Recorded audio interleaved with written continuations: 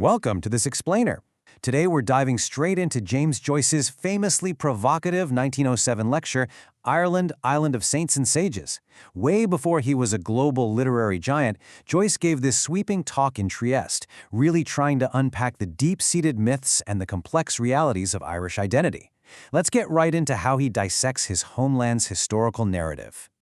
Right off the bat, Joyce hooks us with a pretty sharp observation. He says, nations have their ego just like individuals. His argument here is that nations historically inflate their egos by claiming these unique qualities and past glories that supposedly set them apart from everybody else.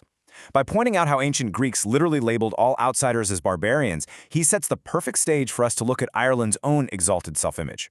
And this leads us to the core question of our explainer today.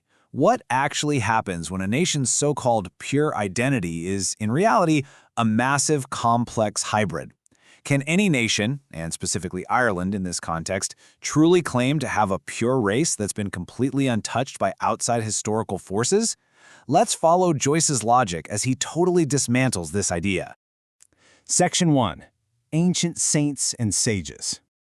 To really get this, we first need to look at the widely accepted myth of ancient Ireland as this massive spiritual powerhouse, famously known as Insula Sacra, or the Holy Isle. Joyce points out this wasn't just some title invented yesterday. It was actually bestowed upon Ireland way back in the 4th century by Festus of Vianus. And then, after St. Patrick converted the island, it essentially transformed into this immense seminary, radiating a vitalizing cultural energy all the way across the European continent. The sheer scale of that influence is honestly staggering. Joyce maps out what is basically an unbroken historical record of Irish apostles, missionaries, and scholars.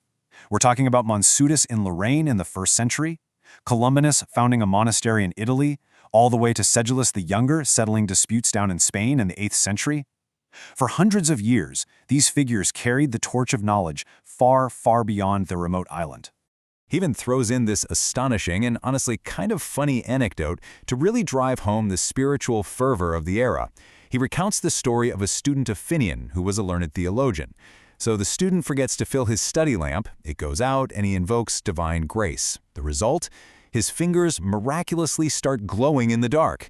He literally runs his luminous fingers over the pages just so he can keep reading. Now that is taking burning the midnight oil to a whole new level. Section 2. Forging a hybrid race. But as you might guess, that golden age of scholarship and glowing fingers couldn't last forever. It was eventually shattered by centuries of brutal invasions, starting with the arrival of the Scandinavians, the Danes, and the Norwegians. It was a continuous slaughterhouse of conflict, but the crucial takeaway Joyce gives us here is that these Nordic invaders didn't just pack up and leave after being defeated. They stayed, and they were gradually assimilated right into the community. And this historical reality directly shatters the whole myth of pure Celtic blood. Joyce fiercely pushes back on the idea that a pure race exists anywhere on Earth, least of all in Ireland. He argues that trying to somehow exclude the descendants of foreign families from the modern Irish nation isn't just difficult, it's an absolute historical impossibility. In reality, this new Irish entity was formed by uniting the ancient stock with a whole melting pot of outsiders. Danes, Furbolgs, Malaysians from Spain, Norman invaders, and Anglo-Saxon settlers. Joyce makes this brilliant point that almost all the heroes of the modern Irish movement, guys like Wolfe Tone, Thomas Davis, and Charles Stewart Parnell, were products of this exact mix. I mean, Parnell, arguably the most formidable Irish leader of his time, didn't have a single drop of Celtic blood in his veins. Section 3. Betrayed by Crown and Pope. This brings us to a really startling historical contradiction. Ireland's dual subjugation by the very powers it either invited in or fiercely worshipped. Joyce sets up this idea of a dual tyranny. On one hand, you've got the material cruelty of the British Empire, ruined industries, starvation from the potato famine, and those oppressive penal laws. But on the other hand, you have this stunning political betrayal by the Vatican, where the very church that Ireland was so incredibly faithful to actually facilitated its conquest. Despite Ireland's unwavering loyalty to the Holy See, the English initially came over armed with the papal bull of Adrian IV. Joyce really leans into this bitter historical irony. The Pope actually gave the English king the ecclesiastical green light to take over the island. This deeply tangled history created a profound moral separation between England and Ireland. And to illustrate this deep-seated antipathy, Joyce shares this incredibly vivid anecdote. When Queen Victoria visited Ireland 9 years after getting married, her consort was mocked for his German accent and greeted exuberantly with, of all things, a cabbage stalk the second he set foot on Irish soil. But we have to remember, this resentment wasn't just about political differences, it was fueled by atrocious cruelty. Joyce neutrally recounts the horrific, very real history of an Irish peasant who broke the penal laws and was whipped to death by English troops under a colonel's orders.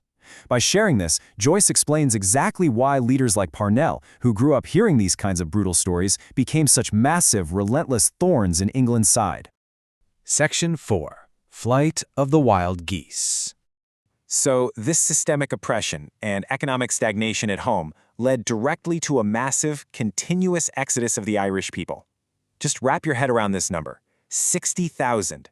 Joyce points out the staggering scale of this national brain drain, noting that 60,000 sons and daughters of Ireland were fleeing their native land every single year. They were escaping an environment where, as he describes it, individual initiative was just completely paralyzed. But where did all these people go? What did they do? Well, that leads us to our next staggering figure: 16 million. These immigrants found massive success abroad. By the time Joyce is giving this lecture in 1907, they had built a rich, powerful, and industrious settlement of 16 million people in the United States alone. And this dynamic perfectly captures the tragedy of Ireland's domestic situation at the time. While individuality was paralyzed at home, the Irish were providing unbelievable practical talent to the rest of the world. They produced brilliant scientists like Tyndall, top military commanders for the British like Lord Kitchener, and even Marshal MacMahon, who became the president of the French Republic.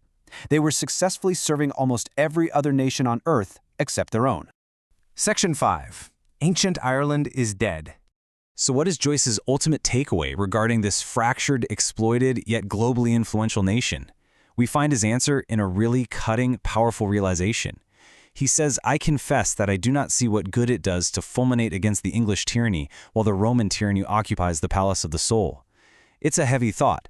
He's arguing that it's hypocritical and ultimately useless for Irish patriots to solely blame the English for their state, while willfully submitting to the intellectual and spiritual stagnation enforced from within by the Church. Building right toward his conclusion, Joyce provocatively declares that constantly appealing to this glorious, mythical past is just pointless. Ancient Ireland is as dead as ancient Egypt. Its death chant has already been sung. The old national soul of wandering minstrels and ancient bards, it's vanished completely, and relying on those ghosts is not going to build a future. And that leaves us with a lingering, truly powerful question to consider today. What happens to a nation when it finally lets its ancient ghosts die and fully embraces its actual hybrid reality? For a modern nation to truly thrive, must it first have the absolute courage to let go of its past? It's a profound thought to end on, and one that Joyce clearly believed was the only viable path forward for his homeland. Thank you so much for joining me for this explainer. I really hope it gave you some incredible new perspectives to chew on.